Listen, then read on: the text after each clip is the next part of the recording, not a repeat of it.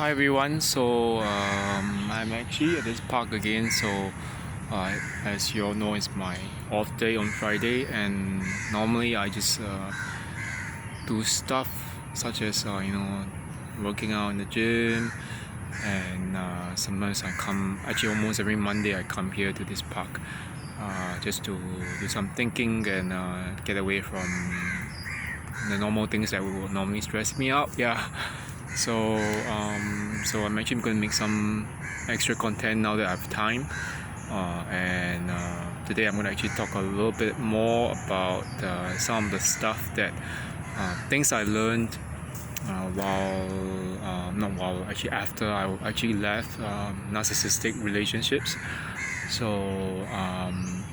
I actually have about just one page of 6 different points, and these were lessons that I learned based on my encounters with 4 different narcissists, or at least they are flying monkeys. And I think that basically you can't exactly I'm not saying that these are the definite lessons that everyone will have to apply to their lives, but for me at least, that I believe they really were lessons that I actually learned. So as you all can hear, it's actually almost turning dark soon in a while. The first lesson I actually learned from narcissistic abuse, and even after leaving all this narcissist, is that actually saying no is perfectly fine. And I shouldn't feel bad about rejecting or walking away from people who are not good for me. So yeah, that's the first point. Saying no is perfectly fine. And the second point, do not get used to anyone insulting, disrespecting, or abusing you, because once there's a first time, more will follow. Yeah. So that's the second point. Don't get used to anyone insulting, disrespecting, or abusing you, because once there is a first time, more will follow. The third lesson that I learned was that I do not have to please or mollify anyone or everyone. Because the one who tries to please everyone loses himself or herself. You cannot please everyone, and you all probably realize that. And I think that recently I was actually talking to a friend about this as well.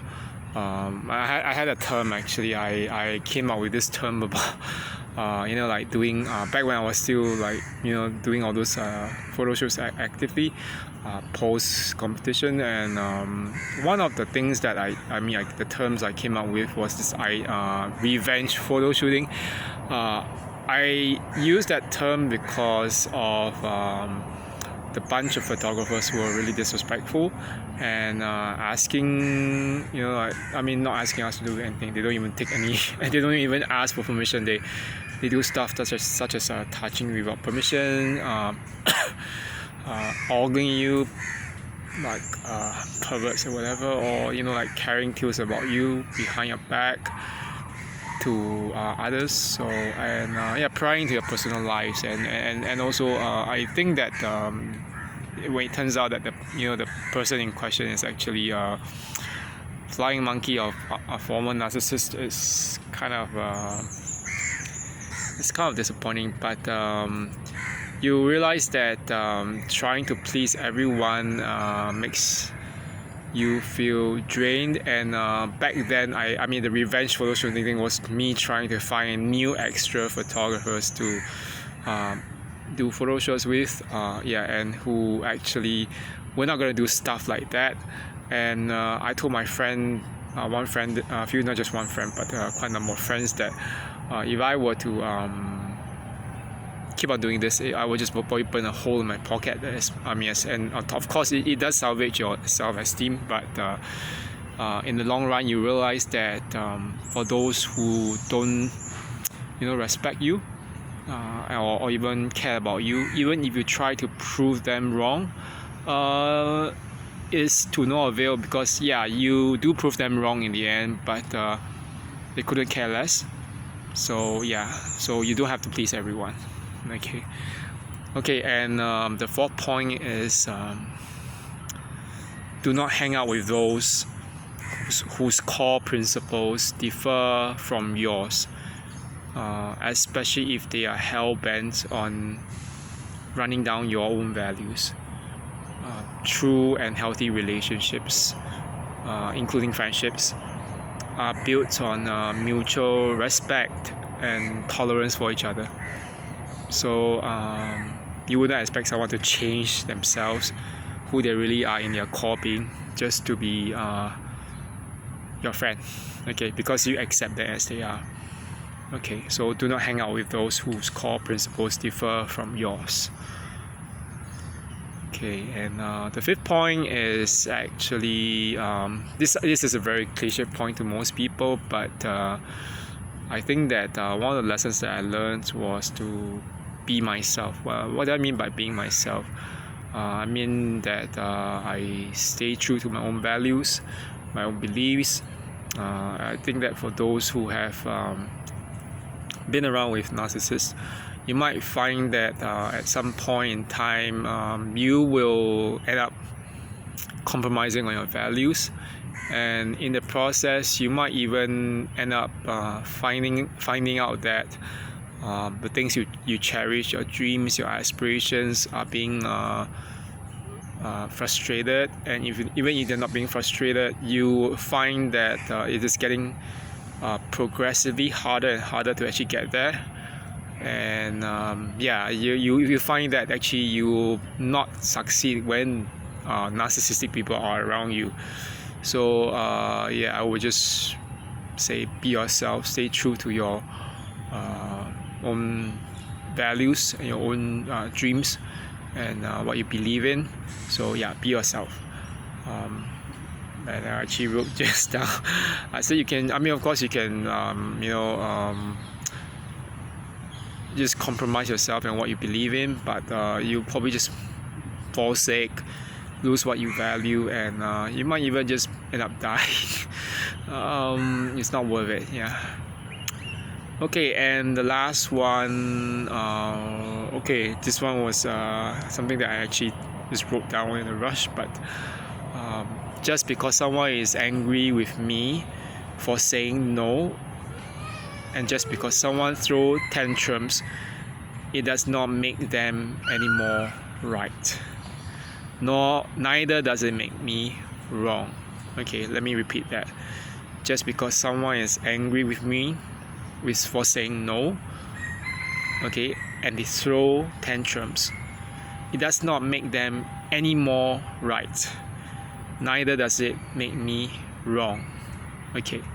So these are the 6 different things that I actually wrote down and learned over the years after encountering narcissists and actually also severing them. There's a 7th one. 7th and maybe an 8th one, but let me talk about the 7th one. The 7th and the 8th one, the 7th one would be love, or people who love you do not hurt you or betray you. People who hurt or betray you do not love you. This applies to friendships, even sometimes family as well. And and the 8th one, I think this is more like a protective mechanism. Now that I think if you have especially left any narcissistic relationships, or you have been discarded, I think it would be very important to keep this in mind. Keep your plans, your cards close to your heart. What do I mean? you should not be rushing to share everything with everyone. And it doesn't just include your personal life, but even things like your plans, your goals. Share them with those who are closest to you, who will help you to get there. So right now, actually, I don't really get a lot. I don't really get out as much as I used to, especially after the pandemic. I think that a result of this is, I'm pretty antisocial now, like sticking around by myself and such. But I think that a good side to that is I have more time to think about what I really want in life. I used to have some friends or some friend who asked me stuff like, what are your plans? When I don't really know them that well, and of course, now at this point I kind of know that they were just trying to fish for information, and they probably didn't really care about whether I was doing well or not. These are the so-called narcissistic friends. They'll keep on harassing you and asking you for news and about other people, and it seems almost as if you are in a more like a relationship surveillance than anything else. So keep your cards close to your heart, as in keep your plans and your dreams and every aspirations and everything, whatever you do, close to your heart, and share them only with those who are closest with you and able to help you get to where you want to be. Okay, so that's it for now. There's like the 6 main points that I wrote down, and with 2 other extra points that I came up with over the last few hours, and I hope this helps everyone, and hopefully you have a good rest of the week. And this ants are climbing over my feet. It's tropical weather. Okay, so have a good one. Okay, bye bye.